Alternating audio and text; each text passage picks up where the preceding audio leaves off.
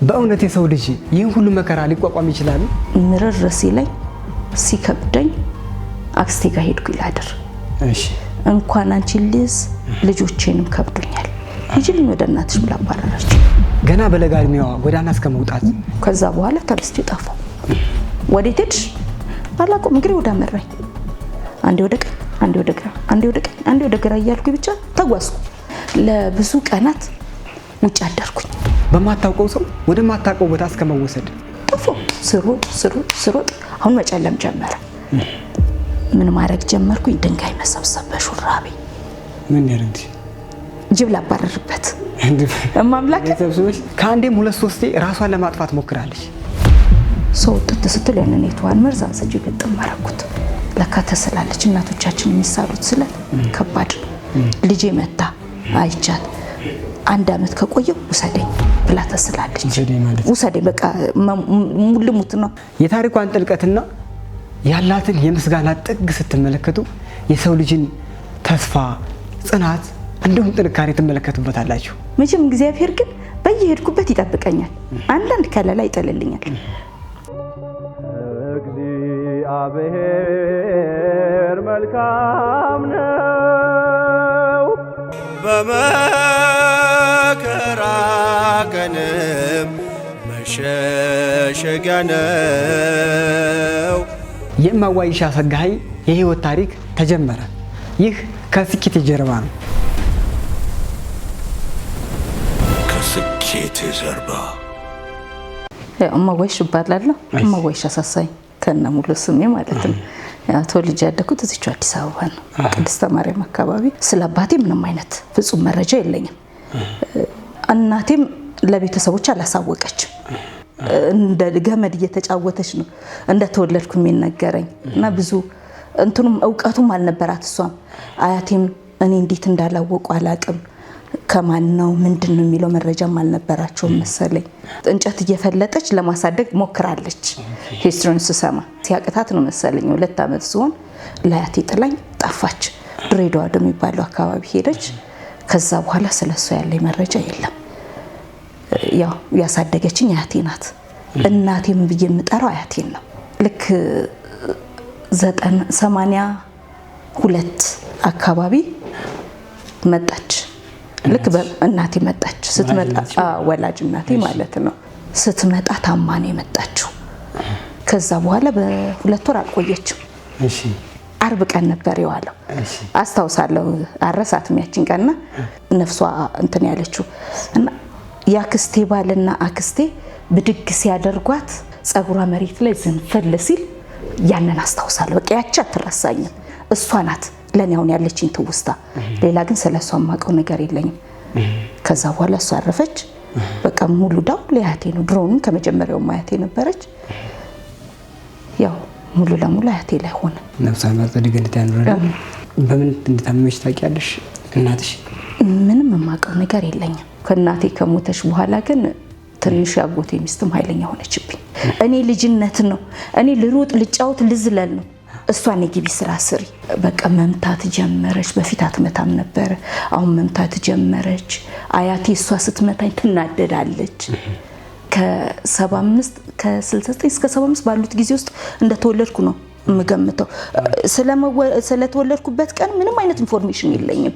ስጪ ስባል ዘም ብዬ መጣልኝ 75 ሰኔ 19 ብዬ ሞልቻለሁ። ከየት አመጣሽው አላቅም፣ እግዚአብሔር ይወቅ። በኋላ ምርር ሲለኝ ሲከብደኝ አክስቴ ጋር ሄድኩ ይላድር። እሺ እንኳን አንቺ ልጆቼንም ከብዶኛል ይጅልኝ ወደ እናትሽ ብላ አባረረች። ተመለስኩኝ። ብገባ ትመታኛለች የሚል ፍርሃት አለ። አያቴን ሳያት ታሳዝነኛለች፣ ግን ብጠጋ ደግሞ ትይዘኝና ታስገባኛለች። ያጎቴ ሚስት ትመታኛለች። ያ ፍርሃት ስላለኝ እደበቃት ነበር አያቴንም። ለብዙ ቀናት ውጭ አደርኩኝ። ማለት እዛው ሰፈር ውስጥ ሆኖ ቀን የትም ስጫወት ውላለሁ። ትምህርት ቤት ከሄድኩኝም ትምህርት ቤት ሄዳለሁ። እና ግን አታገኘኝም፣ አታየኝም አያቴ። የት ነው የምታድሩት? በር ላይ ጎረቤት አጥር ላይ እተኛለሁ። ሲመረኝ አንድ ጊዜ እናቴ ጠፍታ የለ እንዴ ለምን አልጠፋም? የሚል ሀሳብ ወደ ውስጥ የመጣ ልጆች ምን ይወስዳሉ ቤተሰቦቻቸው ያሳዩአቸውን ነገር ይይዛሉ የሚለው ነገር አሁን ነው እየተረዳ ያለው ከዛ በኋላ ተነስቼ ጠፋው ወዴት ሄድሽ አላውቅም እንግዲህ ወደ አመራኝ አንዴ ወደ ቀኝ አንዴ ወደ ግራ አንዴ ወደ ቀኝ አንዴ ወደ ግራ እያልኩኝ ብቻ ተጓዝኩ ግን እዛ ውጭ ላይ ባደርሽባቸው ሰዓታቶች ያለ አይደለ በእነሱ ሰዓታት ውስጥ የሆነ ፍርሃት ወይም ደግሞ ብርዱ ራሱ ራም ነገሮች መጀመሪያ ስታያቸው ለመጥፋት እንዴት ሊያነሳሱሽ ይችላል ይከብዳል ይርባል ብርቱን ከባድ ነው ጨለማ ነው ግን ልጅነት አለ እንቅልፍ ይዞኝ ጥርግ ይልና አላውቀውም መጥፋትን እናቴ ጠፍታ የለ በጠፋስ የሚለው ሐሳብ የመጣው ረሃቡ መከራው ምኑ ሲደራረብ አክስቴ ማልቀበል ስትለኝ ማለት ነው ወዴት ነው ያልሽው አላውቀውም አንዴ በግራ ብቻ አንዴ በቀኝ እያልኩ ብቻ ተጓዝኩ እግር ሄዶ ይባላል ሄጄ ምን ቦታ ደረስኩኝ እንጨት የተሸከሙ ሴትዮ አገኘው መሽቷል እሺ የት እየሄድሽ ነው ልጅ አሉ አላውቀውም አልኳቸው እንዴ ምን ማለት ነው አላውቀውም ከመሸ በኋላ በዚህ ጨለማ አላውቀውም ጅብ ይበላሻል እኮ ከየት ነው የምትመጪው አሁን መፍጠር ጀመርኩኝ ከእንጀራ እናቴ ጋር ተጣልቼ ለምን በቃ የእንጀራ እናቴ ልጆች ባጠፉት ጥፋት እኔን እየመታችኝ እና ወዴት ነው የምትሄጂው በቃ ጠፍቼ ነው የምሄደው በእኔሽ ለዛሬ ነው ጋር ያሉና እሳቸው ጋር ወሰዱኝ እሺ እሳቸው ጋር ሁለት ሴቶች ልጆችና ሁለት የልጅ ልጆች አሉ ገባን አደረን ይዛለት እንጀራ አራት በላን በማግስቱ ጉቶ ፈለጣ ሄደን ወደ 4 ሰዓት 5 ሰዓት አካባቢ መጣን እሺ ሽምብራ ቆሎ ትንሽ እንዲች የምታክል ተሰጠችን በላን ተመልሰን ወደ እንጀራ ትለቀማችን ሄደን ከዛ በኋላ እንጀራ የሚባል ነገር አይቻላቅ ሳምንት እሳቸው ጋር ተቀምጫለሁ እንዲች ጥርኝ ሽምብራ ነው ምናቀው ኢኮኖሚካሊ ይመስለኛል ከዛ በኋላ የእህታቸው ልጅ መጣ እዛ ለሷ ሲሰው ላኩኝ ወዴት በቹ ወደሚባል ሀገር ወደ በሰበታ መስመር እሱን ይዞኝ ሄደው ወዴት ሄድ ቤት ይግባ ቤት ይጣማቀው ነገር የለም ስመለስ ግን መጥቼበታለሁ በእግሬ እንዴት ቆይ ጠብቀኝ ነግራለሁ እዛ ይዞኝ ሄደ እዛ ምን ሆንኩኝ ስም ወጣልኝ እማጓይሽ የሚባለው መጥራት አቃታቸው አየለች አሉኝ አየለች ማለት ለነሱ አገልጋይ ስም ነው እሱ ተሰጠኝ ወጣልኝ ኔዛኔ ትርጉም አልገባኝም አየለች ሲሉኝ አቤት እላለሁ ቸልስ ሲሉኝ ከብቶች አወጣለሁ እበት መዛቅ አላቅም ያን እዛ ተማርኩኝ በቹ ከገባን በኋላ ያው ከብቶች ማስወጣት ቤት መጥረግ እበት መጥረግ መለቀለቅ ኩበት መልቀም እነሱ በኦሮምኛ ሲያወሩ ጦጣ ሆንኩኝ ግን የሚደንቀው የልጅነት አእምሮ 6 ወር አልፈጀብኝም ቋንቋውን ስለምደው ወዲያውኑ ተግባባው እኔም ማቀው እዚህ ስስ እንጀራ ነው ማለት የጤፍ እንጀራ እናቴ ወፍራም እንጀራ ነው የምትጋገረው አያቴ እናቴ ምላ አያቴ ነው እንግዲህ የዛኛው ፍረት ደግሞ ይለያል ስንዴና ሽምብራ ነው እና ከእረኛ ጋር ይሰጠኛል እኔ አላቀውም እኔ ስስሳን እየፈለኩ ስመርጥ እሱ ወፍራሙን ላቅ አድርጎ ይሄዳል እዛ ምን ይሆናል ማጎሽ ምን ትሆናለች በቃ አይኔን ማየት እዛ መራብ ጨምሪ የምትለው አይነት ነገር አይደለም አሁን ምን ጀመር እናቴ ተናፍቀኝ ጀመር መንገድ ያለው ቤት ነው የምትመጣው ቁጭ ብዬ እንተናል አለቅሳለሁ ወንዝም ስላከው አንድ ቀዳ አለቅሳለሁ ብቻ ማልቀስ ብቻ ሆነ ስራይ ግን በተናፍቀኝ መንገዱን አላቀ ምን ላይ ነው የምትተኙት ነው እንደዚህ አንድ ቁርበት ተሰጥቶኛል ለኔ ያቺ ቁርበት ከላይ የሚለበስ የለኝም ግን ለሊት ብርዱ በጣም ያንሰፈስፋል እና መሬቷ ላይ እተኛና ቁርበቱን ከላይ ለብሼው ነው ልጅነትም ስላለ እንቅልፍ ይዞ ይጠርቅ ይላል እዛ አንድ ጊዜ በቆሎ ነቀላ አረም በቆሎ አረም ሄደን ክረምት ላይ እኔ እንዴት ይነቀል ምን ይነቀል ማቀው ነገር የለኝ እዛ ሄድን ምን እንደሚነቀል ግራ ገብቶ ይሳይ ይሄውልሽ አለኝ እሳቸው ልጅ ይሄኛው አረም ነው ይሄኛው በቆሎ ነው አለኝ እውነትም ስታያቸው በጣም ልዩነት አላቸው ስለዚህ አረማረሙ መንቀል ጀመርኩኝ በዚህ በኩል ሲኬድ ወደ በቹ ያስወጣል አለኝ በቹ ያስወጣል በዚህ ያወሩ ነው የጠቆሙ ነው ወይስ ላንቺ ነው ለኔንም ይነግረኝ ወደ ታች ሲወረድ ወደ ቱሉ ቦሎ ወደ ላይ ሲወጣ ወደ አዲስ አበባ አለኝ ወደ ላይ ወደ ታች ወደ ግራ ወደ ቀኝ የትኛው እንደሆነ አላቀም ዝም ብዬ ብቻ አሃ ነው እንዴ እሺ አልኩኝና ያስኳት እዛ አንድ ጊዜ ምን ሆነ ጤፍ ፍጪ ብለው ሰጡኝ። ተለክቶ ነው ለካ የተሰጠኝ። እኔ አላወኩኝም። ግማሹን ወሰድኩና ጎተራ ውስጥ ከተትኩትኝ። ሲደክመኝ የቻልኩትን ፈጭቼ ቤቱን ጽድት አድርጌ ጨርሼ ምናምን ጠበቅኳቸው። ለካ ቀኑ ሙሉ እንደምውልበት ገምተው ነው እነሱ የሄዱት። ሲመጡም ያንን ጨርሼም ጠብቃል መሰላቸው። ሲመጡ ጨርሰሽ ነው አሉ። አዎ ጨርሼ። ሲያዩት ከግማሽ በላይ የለም። የታረክሽው? እኔ እንጃ አስጥቼው ነበረ። ከትቼዋለሁ ጎተራ ውስጥ ማለት ፈራሁ። አበዱ ሴትዮዋ። በስንተኛው ጊዜ በቆሎ ደረሰ፣ ባቄላው ደረሰ፣ ሁሉ ነገር አደገ። አንድ ቀን በቃ ወደ እናቴ መመለስ አለብኝ ብዬ ወሰንኩ። ወደ አያቴ ማለት ነው። ጠዋት ተነሳሁ። በማግስቱ ወደ በቆሎ ማሳ ሮጥኩኝ። እዛ በቆሎ ማሳ ውስጥ ገባሁና ያፈራው አይጣፍጥም ሲሉ ሰምቻለሁ። በቆሎን ያላፈራውን ባቄላውን ያፈራውን አጨድኩኝና ተሸክሜ ነፍሴ እስክትወጣ በሩጫ ደረስኩ። በቹ አሁን ወደ ላይ ወዴት ነው ወደ ታች ወዴት ነው አላቀው። እግሬ ወደ አመራኝ መሮጥ ጀመርኩ። ምክንያቱም ከኋላ ይይዙኛል ብዬ ፈራሁ። ለካ ወደ አዲስ አበባ አይደለም የሄድኩት፣ ወደ ቱሉ ቦሎ ነው የሄድኩት። አረ እሺ። እዛ ስሮጥ ከተወሰነ ርቀት በኋላ ሳይ ከአካባቢው የራቅ መስሎ ተሰማኝ። ተረጋጋሁኝ። ባቄላዬን እየጠረጠርኩኝ እንደ ውሃ የበቆሎ አገዳዬን እየመጠጥኩኝ ቀኑ ሙሉ ተጓዝኩ። የሆኑ እናት በር ላይ ቆመዋል። ሳያቸው ደርባባ ናቸው። እማ ውሃ ጠጡኝ አልኳቸው። ሳያቸው እንደማይጨክኑብኝ ገብቶኛል። ወይ ልጄና ፈሪ ብላይ ነይ ግቢ ነይ አሉ። አስገቡኝ። ከየት ነው የምትመጪው? እንደው ልጄ ጭው ብለሻል። አይ ከዚህ ነው የምመጣው። ቡና እያፈሉ ነበረ። እዛ እንጀራም ሰጡኝ። ተመስገን አምላኬ። እንጀራዬን በላው። ቡና በጣም ለምጃለሁ። አያቴ ከህፃንነት ጀምራ ነው ያጠጣች ያሳደገችኝ። በጣም ኃይለኛ ሱስ አለብኝ። ያቺን ሲኒ ስላየው መውጣቷን አልፈለኩም። እዛ ልጃቸው መጣች። ወይ እናቴ ደግሞ እንደው ማሰበስብ ይልሽ ጌታ መጣሻት ይችን ደግሞ አለቻት። አይ መንገደኛ ናት አሉ ቁጥጥ ብለው። ለምን እንደተቆጡ አላውቅም። ወይ መንገደኛ እስከሆነች ትቆይ፣ አመሻሽታ ትሄዳለች፣ ለወንድም የመደበሪያ ትሆናለች አለቻቸው። ለካ ሜንታል ኬዝ ያለበት ወንድም አላት። ነርቭ ሆኖ ሴትዮዋ አንቺ ልጆች አሉሽ አይደል እንዴ? ሴት ልጅ አለሽ አይደል? ለዚህ ለበሽተኛ ልጅ መጫወቻችን የምታክል ልጅ ትውንት በውጭልኝ አንቺ አሉ። ተናደዱ። ከዛው እኛ ለስላሳ ጋር የነበሩ ሴትዮ ወደ አውሬነት ተቀየሩ። አንተ ግሪና ውጪ ተፈተለኩ። ከዛ አካባቢ እነሱ እየተነጋገሩ ያለ ነው የወጣሽው አንቺ ወጫሉኝ ሴትዮዋ። ከዛ በኋላ እንዴት እንደሮጥኩኝም አላውቀውም። ጠፎ ስሮጥ አሁን መጨለም ጀመረ። ምን ማድረግ ጀመርኩኝ? ድንጋይ መሰብሰብ በሹራቤ። ምን ያረግሽ? ጅብ ላባረርበት እማምላክ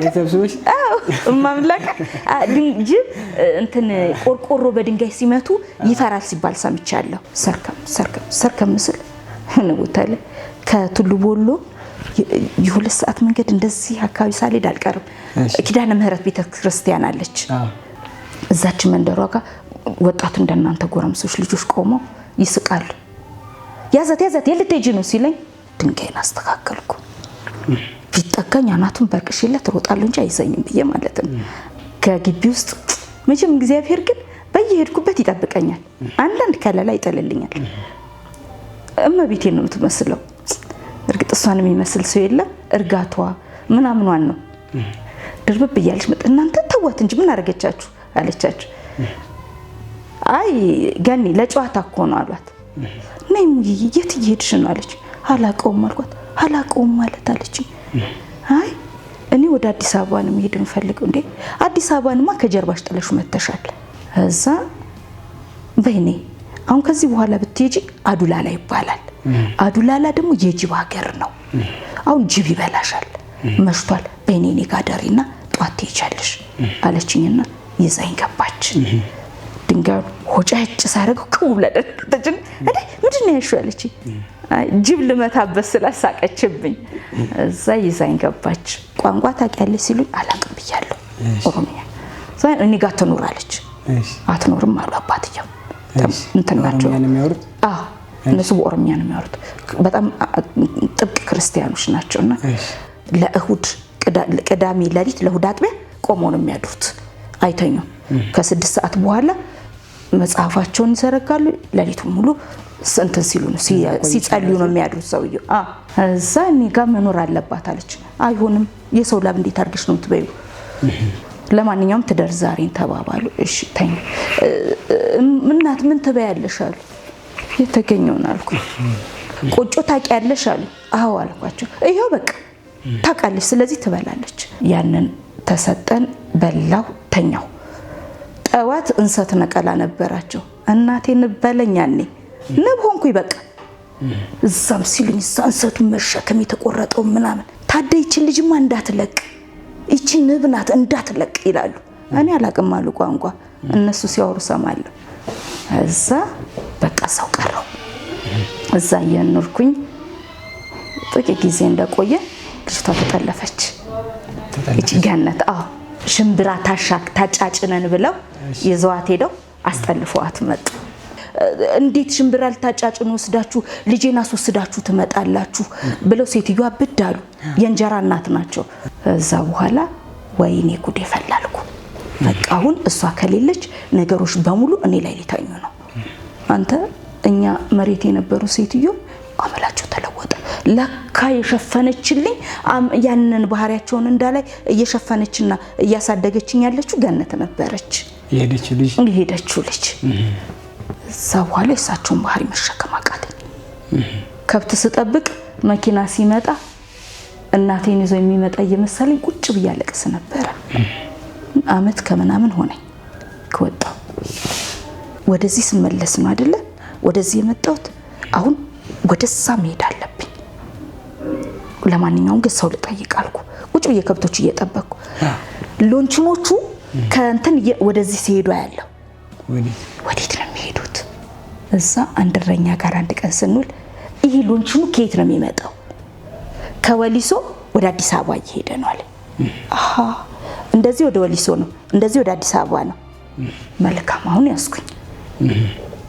እዛ ለሊት ተነሳሁ። አንድ ቀን ለሊት ተነሳሁኝና ወጣሁ። ስሮጥ ከአካባቢው ልም ብዬ ጠፋሁ። በቾንም ትልቦሎንም አለፍኳቸው። ሲመሽ የሆነ ቤት ጋር ስደርስ ሴቶች ሲሳሳቁ ሰማሁ። ሴቶች ናቸው። ብገባም እንትን አለለም አሳድሩ ይልበላልኩኝና እማ በእናታችሁ አሳድሩኝ አልኳቸው። ከየት ነው የምትመጪው ያለችኝ። ወሊሶ ሲሉ ስለሰማ ከወሊሶ አልኳት። እዴ ምን ታረጊያለሽ? ከወሊሶ ለመጣሽ? ያችሁ የፈረደባት መከረኛ እንጀራ ናት። ከእንጀራ እናቴ ጋር ተጣልች። አሁን ወዴት ነው የምትሄጂው? ወደ አባቴ ጋር አዲስ አበባ። እሺ ዳር ያለችና አሁን ማውራት ጀመሩ በኦሮምኛ። ቋንቋ ታውቂያለሽ አለችኝ። አላውቅም። ኧረ እቺማ ቀንጨራ ናት ልጅ አይደለችም።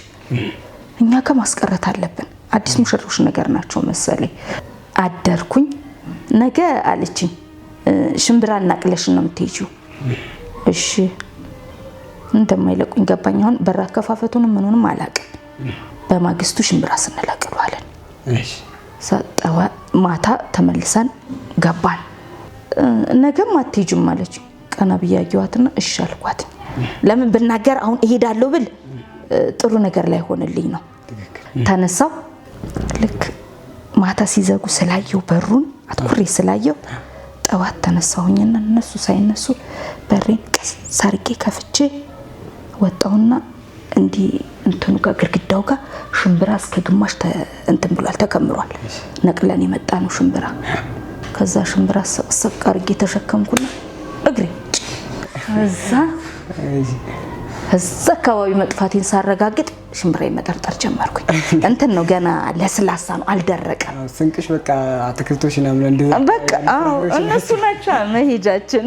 ያችንም ሽምብራ ከጨረስኩ በኋላ እንደባለፈው ውሃ ጠጡኝ ብሎ መጠየቅን አልደፈርኩም። ለምን እኛ ሴትዮ እንደዛ አድርገው የተናደዱበት ያቺ ልጅ በተናገረችው ንግግር ነው። መደበሪያ ይሆናታል ማለት ምን ማለት ነው እያልኩ ያብሰለሰልኩት ረጅም ጊዜ ኖሬያለሁ። በኋላ ነው ነፍስ ካወቅኩ በኋላ ለካ መጫወቻ እንዲያረጋኝ አስባ ነበር ማለት ነው ብዬ እንትን ያልኩትኝ። ስሮጥ የሆነች ገደላማ ነገር ናት። ሴትዮዋ ቁጭ ብሎ ስንዴና ሽምብራ ይቆላሉ። አዩዋቸው። እኚህ እናት ናቸው ያጨክኑብኝ ማልኩና ሽምብራውን ቆሎዋን እያዩ እማ ውሃ ጠጡኝ አልኳቸው። ሲያዩኝ የገንፈሪ ሁላ ኩበት መስሏል። ወይ ልጄ ነው ፈሪ ብለኝ ነይ አሉና እናቶቻችን እኮ ደግ ናቸው። ሳቅ አረጉና በሹራቢ አሸከሙ። እዛ ውሃ ተሰጠኝ። ውሃን ጠጣው። ሽምብራዬን እየቆረጠምኩ አሁን ጉዞ ጀመርኩ። ትንሽ እንደተጓዝኩ 4 ኪሎ 6 ኪሎ ፒያሳ ሲልሰም ልቤ አንተ በደስታ ፈነደቀች። ለምን ማቃቸው ስሞች ናቸው። የት እንዳለው ግን አላውቅም። እዛ ሄድኩኝ ዝም ብዬ እሱ ወደሚጠራበት እናት አልኳት። 4 ኪሎ ቤት በኩል ነው አልኳት። በዚህ ጋር ያስኬድሻል ግን በዚህ ጋር ደግሞ ትጂ ይቀርብሻል አለች። እሷ ባሳየች መንገድ መሮጥ ጀመርኩኝ። በእግርሻው ታደለላም የለም እንደ በፊቱ መኪና መለመን ምናምን በፍጹም አምሮዬ ላይ አልመጣልኝም። ረጅም ሰዓት ከተጓዝኩ በኋላ በቀላል አጋዕዝተ ዓለም ሥላሴ ቤተክርስቲያን ፊት ለፊቴ በቁሜ ነው ድፍት ያልኩት። እንዴት ወደቅሽ ብትለኝ አላውቀውም። በቃ 4 ኪሎ ደረስኩኝ። ሥላሴ ቤተክርስቲያን ፊት ለፊት ደረስኩኝ። ተሳለምኩኝ። ተመስገን አምላኬ እናቴን ላገኛት ነው። በቃ ጉጉቴ ይበልጥ ጨመረ። እሺ ከዛ ወደ አክስቴ ቤት 08 ስመጣ ሁለት የአክስቴ ልጆች ተቃቅፎ ባጠገብ ያለፉ አላወቅኳቸውም። አመት ከ2 ወር ተረስቻቸዋለሁ። እነሱም ረስተውኛል። ልክ አክስቴ በርጋ ትልቋ እህታችን የአክስቴ ልጅ የበሩን ጉበን ይዛ እንዲህ ትላለች። እታግ የሆነች ጥቁር ልጅ በራችን ላይ ቆማለች አለቻት። ስትወጣ አክስቴ ልልቷን አቀለጠችው። ግቢ ምንም አላለችኝ። ላት አድርጋ ብቻ እጄን አንጠልጥላ እያበረረች ይዛኝ ሄደች። እሺ ጄጄ አለች። በሩን አንኳኩታ ጄጄ ነው የሚሏት ልጆቿ።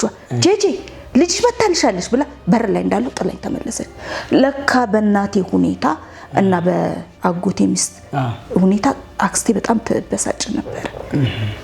አላመነችም። አያቴ ስትወጣ ብርድ ልብስ ብቻ ለብሳ ትልቅ ሳጥን አለ ወታደሮች ሳጥን እዛ ላይ ነው እንደ ሱባኤ ይዛ የተኛችው።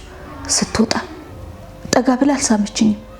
ለለለለለለ ያለች ብቻ ራቁቷን ከቤታችን አስፋልቷ ጋር እስከምደርስ ቢያንስ 1-5 ደቂቃ ይፈጃል። ተመላለሰች። ብርድ ልብስ ብቻ ነው የለበሰችው ራቁቷን ለያለች ግቢውን ድብልቅ አረገችው። አስገባችኝ። አላመነችም። ግን ምን ተፈጥሯል ልጄ ያ እበት እንትን ምልበት እከክ በከክ ሆኗል ልጄ። ልጄን ስታዋዘነች አለቀሰች። ወይኔ ልጄ አጽሟ ይወቅሰኛል እያለች ልክ እሷ እንዳባረረችኝ አይነት ነገር በጣም አዘነች። ከዛ ነጋ። ከዛ በፊት ግን መጀመሪያ ትምህርት ቤት ስገባ አጎቴ 20 ብር ልብሱን ሽጦ ነው 15 ብር ትምህርት ቤት መመዝገቢያ 5 ብር ደብተር። በእኛ ጊዜ 5 ብር የሚሰራው ልንገራችሁ። ደብተር ይገዛል፣ እስክሪብቶ እስራስ ምናምን ይገዛል፣ ኮንጎ ጫማ ይገዛል። ትርፋለሁ 5 ብር 5 ብር በጣም ብዙ ይሰራ ነበር።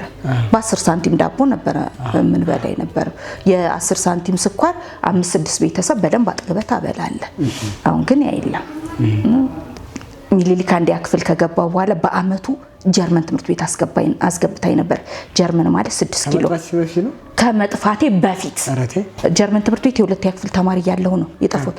እዛ ስመለስ ለካ እዛ እንደጠፋው በየቀኑ እየሄደች ታለቅስባቸዋለች። እሷ ስትመጣ እናስገባሉታልን ብለው ቃል ገብተውላታል። ስመለስ ይዛኝ ሄደች። የትምህርት ቤቴን ነገር ጨረሰች። ለካ ተስላለች። እናቶቻችን የሚሳሉት ስለት ከባድ ነው። ልጄ መታ አይቻት 1 አመት ከቆየው ውሰደኝ ብላ ተስላለች። እንግዲህ ማለት ምን አይነት ስለት ለከባድ ስለት ኮነ እመቤቴን። እዛ መስከረም ትምህርት ቤት የገባው ልክ በአመቱ ታመመች። ደክማለች። ያው አንዳንድ ሰዎችን ምጽዋት እየጠየቀች ምናምን እና ደግሞ ትምህርት ቤት የተወሰነ ይረዳን ነበር። ያን ጀርመን ትምህርት ቤት እርዳታም ቆንጆ ነበር። እየኖርን ልክ በአመቷ ታመመች። ውሃ ስጪ ብዬ ጮኩባት። ለካ ደም ግፊት ይኑርባት ምን ይኑር አላውቅም። እንደዛ ብዬ ጮኬን ይወጥቻለሁ። ጨዋታ ረስቼዋለሁ። አንቺ እዚህ ትዘያለሽ እናትሽ እዛ ታሟል አለች የጎረቤታችን ልጅ። እንዴ ምን ሆና ነው ሚሚ? አሁን ደህና አይደለሽ? አሁን ተጣልተና ተጨቃጭቀና እንደ ወጣሁትኝ ዋልሰጥም ብለ እቺ ደግሞ ዝም ብላ እናቴ ላይ ታሟርታለች። አላመንኳትም ታውቃለህ። በኋላ ግን መታኝ። እንዴ እየሮጥኩኝ ሄድኩኝ። ሰይድ ትኝት ብላለች። እውነትም ደነገጥኩኝ። አሁን ፈራሁ። ወይኔ እናቴ እኔ ባልጮህ ኖሮ እኮ አትታመምም ነበር። ራሴ ሞቀስ ጀመርኩ። ሮብ ቀን ነው የጀመራት። ሮብን ዋለች፣ ሐሙስን ዋለች፣ ዓርብ ዋለች፣ ቅዳሜ ብርድ ልብስ አጠብኩኝ። እማ መጣሁ። እሺ ትልቋ ልጇ 6 ኪሎ ናት። 6 ኪሎ እጅ ብርድ ልብስ ይዤልሽ ልምጣ ብዬ አሁን ነፍስ አወቅኩኝ። ታውቃለህ፣ በዚህ 3 ቀን ውስጥ ነፍስ አወቅኩኝ። ልጅነት የሚያጫውተኝ የነበረው አሁን ያጠፋ ለካ መቅበጥም መዝለልም በእናት ላይ ነበረ። ሄጄ ስመለስ ሲሄድ ያላየው ድንኳን ሲጣል አየሁኝ።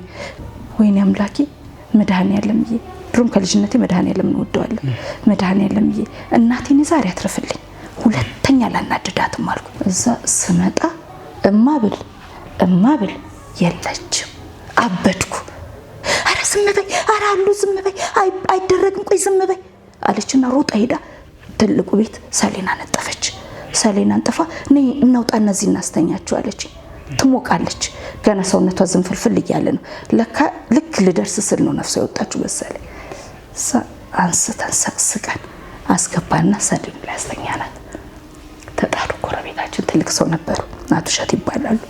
መተው አዩት። ልክ እዚህ አንገቷ ስር መጀመሪያ እንዲህ ሲባል ሰማ ነበር። አንገት ስር እና እዚህ ጋር ይታያል ያስታውቃል ሲሉ ሰምቼ ነበር። እዚህም ስር ሳይ እዚህም ስር የለችም። እኔ በቃ ገብቶኛል እንትን እንዳለች። እዛ አዩት የሉም ሲሉ መጠብቀው የሳቸውን ቃል ነበር። እዛ በኋላ በቃ ምድርጣ መድልቅ አላውቀውም። በቃ መጮህ ጀመርኩ። ግን አጉል ሰዓት ስለነበረ አይለቀስም ብለው ያዙ።